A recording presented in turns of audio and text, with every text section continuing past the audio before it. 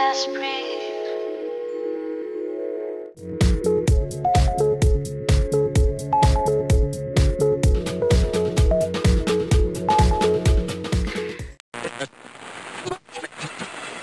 Welcome back everybody, it is Fox with another video. Go ahead, subscribe and follow at FoxyGames_UK via Twitter for your regular source of aggregate news, rumour and video game discussion. If you are new to the channel, welcome on board and do let us know how you found us. Hit the notification bell so you never miss content, and remember to thumbs up if you liked the video. Some views expressed in our videos are those of third parties and do not necessarily represent the views of Foxy Games UK, and all relevant links can be found in this video's description.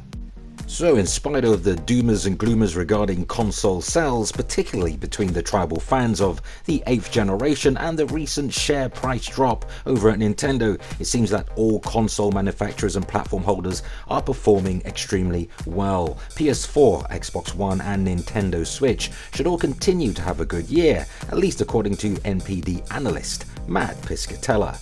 Courtesy of our friends over at GamingBolt.com, here's the full story. So the North American regional retail industry sales tracking firm, the NPD Group, revealed results for the month of May, which came out earlier, and the PS4 came out on top yet again, but Xbox and Switch managed to do well too, with all three consoles getting their best May numbers yet, and Switch ending as the highest selling SKU for the month. But there is no denying the PS4 has done the best through this year, especially on the back of God of War. Is that something that we can realistically expect to continue for a while? PS4 has the momentum, and while Switch has some big releases lined up in the back half of the year, neither them nor Xbox One have any major games coming in the next few months that could possibly swing the momentum.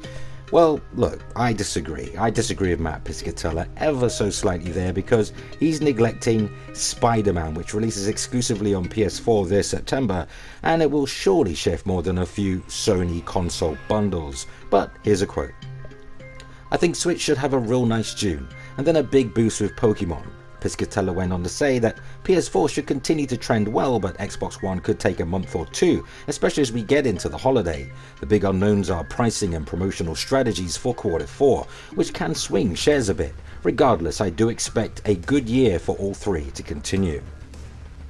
Very positive news coming out of the NPD camp there. Now, Piscatella also talked about how the US market isn't zero-sum, and how data suggests that the success of one console doesn't seem to come at the expense of the others. He said, I think the market is a bit less directly competitive than most think. Cross-ownership rates are high, and it shows me that these boxes are meeting different players' wants and needs. I don't think the market is zero-sum. So it seems like all three consoles are doing well, and will continue to for the coming year through. Given the various variables at play in the coming months, it will certainly be interesting to see how the market trends going forward. So what is the NPD Group's quantitative and qualitative evidence to suggest as much? Well, obviously performance across the big three over the past 12 months comparatively year on year, and a like for like gains. Thanks to VentureBeat.com for providing the actual figures for hardware and software in the US for the month of May. Now bear in mind the NPD does not include digital downloads or games bought off of the PlayStation Network Store, the eShop or Xbox Store, Game Pass or equivalent subscription based services. So with that said, here are those numbers. Now in third place, a very strong showing this month for Microsoft's Xbox, Xbox One S and Xbox One X family of consoles, with 140,000 units sold. And riding on the wave of its success, second place goes to Nintendo Switch with 170,000 units sold. Bear in mind, Nintendo does not yet have a Switch Pro Plus or X, so those numbers are quite remarkable for just the one SKU.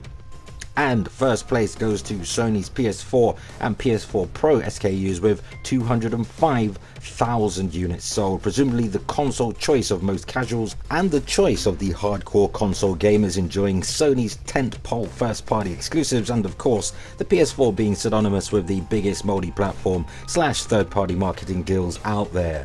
So the top three selling games of May 2018 may come as a surprise to some of you. Third came Quantum Dream's excellent PS4 exclusive sci-fi adventure Detroit Become Human, and already the god of software sells in April and regaining the #1 chart spot no less than 3 times over the past 8 weeks or so.